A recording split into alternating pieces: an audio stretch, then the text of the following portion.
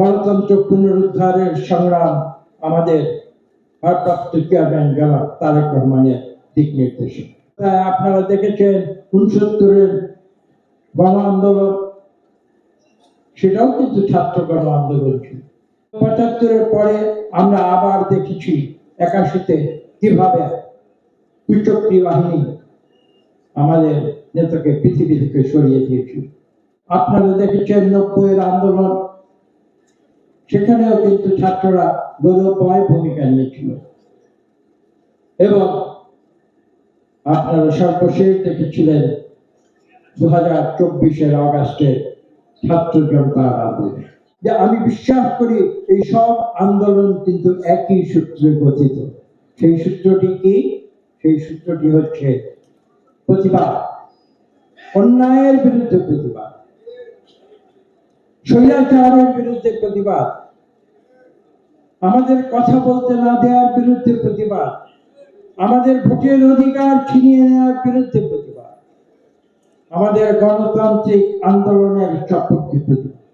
আসুন আমরা এই বাংলাদেশ আমরা নতুন করে গড়ে তুলি।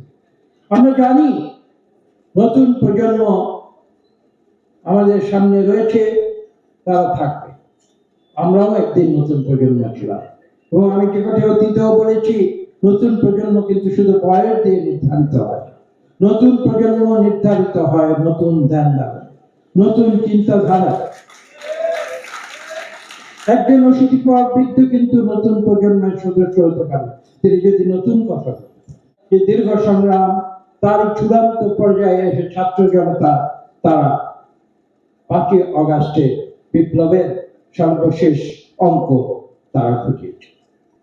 আমরা তাদের প্রতি শ্রদ্ধা জানাই। এই যে মানুষের প্রতিবাদের ইতিহাস, এই যে বাংলাদেশ যে ভূখণ্ড, সেই ভূখণ্ডের মানুষের এই যে স্বাধীনতার প্রতি তাদের যে আকর্ষণ, গণতন্ত্রের প্রতি তাদের যে আকর্ষণ, ভোটের প্রতি তাদের যে আকর্ষণ, সুশাসনের প্রতি তাদের যে আকর্ষণ, মানবাধিকার প্রতিষ্ঠার প্রতি তাদের যে আকর্ষণ, সেটা কিন্তু যুগ যুগ ধরে আমরা দেখেছি।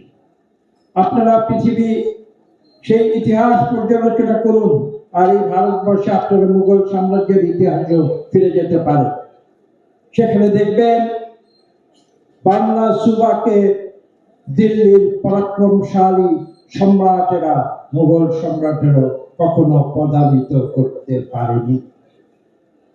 কেননা এই স্বাধীনতাকামী বাংলাদেশের মানুষ বারবার প্রতিবাদ করেছে।